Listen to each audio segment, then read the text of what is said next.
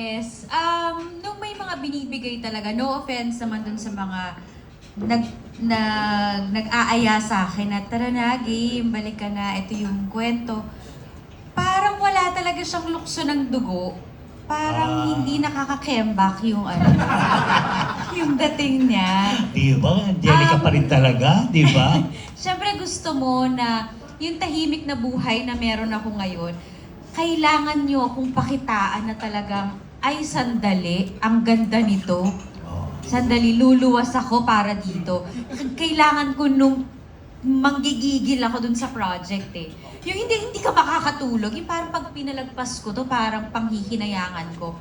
Yun yung hinihintay kong klase ng project. Nung nag-text sa akin si Direk Jeff, kinabahan na ako. Kasi love ko si Direk Jeff. Ano yung text? Sobra. Ano yung text, Angge?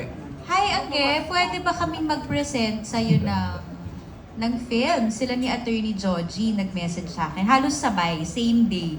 Parang pinag-usapan nilang i-ano ako. Hindi ba same day yun? Parang same day. Parang may naramdaman ako. Ano ito? By the way, meron yan ganito. Tapos, may number ka ba ni Angelica Uge? By any chance? so may ganon, may para akong napagtulungan. And then, parang bago pa mag-present, nag-message ka pa yata sa akin na parang may mag-present sa'yo sila Direk Chris. Oo, so parang may ganon, na parang, yes, may meeting na nga ako, may Zoom meeting, ganyan. Nung nag-Zoom, lumabas ang picture nito. Napag-usapan to. Sabi ko, ay patay. Eh, syempre, puwera pa dun sa story, di ba? Na parang, lagot. Wala, parang right then and there. Parang wala na kami ibang pinag-usapan. Parang schedule na yung next.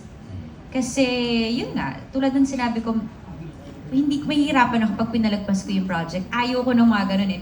Nangyari na yun sa akin before na parang, na hanggang ngayon pinagsisisihan ko. So parang, pag may maganda akong project na dumadating sa akin ngayon, ayaw kong palagpasin. Pero may mga passable naman. Pero yun nga, kasi ang tahimik na ng buhay ko, di ba? So kailangan ko ng worth it kailangan worth it. So nung dumating to, Worth it talaga. worth it talaga. Hindi ko kayo bibiguin dito sa pelikulang ito. Lakas ng puwersa ni Attorney Joji, Direk Jeffrey. Hindi, anong experience mo naman nung una ka nang humarap sa camera? Uma-acting, especially sa scenes na madrama with Sanjo. Well, syempre nagsimula kami sa hindi naman kagad heavy yung mga kukunan. Si Direk Jeff, talagang bawat pitik ng mata, tono ng boses, babaan mo pa, hinaan mo lang, kalmahan mo lang. Lahat talaga, ginaid talaga ako sa mga unang, mga first 3 days. Talagang pawis na pawis yung kilikili ko. Hindi na lang nanginginig na yung kalamnan mo na parang, syempre gusto mong, na-miss mo yung pag-arte eh. And ayaw mo namang mapahiya. Diba? Pinagkatiwalaan ka din nila. Maganda yung project na binigay sa'yo. So may gusto kang ipakita sa mga tao. And especially now, di ba? Parang mas marami mas lumalim na of course yung pagkatao ko dahil ang dami ng pinagdaanan.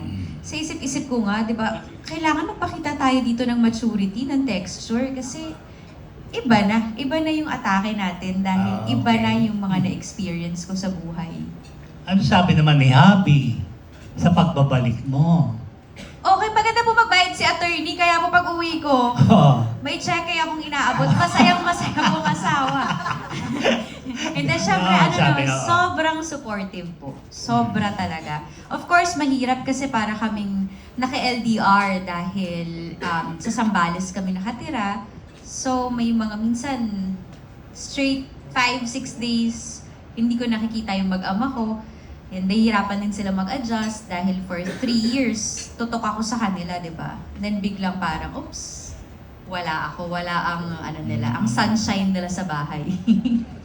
Okay, welcome back. Ay, tapos napanood naman po yung trailer. Sabi naman, okay, pwede ka pang gumawa. Go na. Very good, di ba? Sige. Welcome back. Tanong ko naman si Tom, paano rin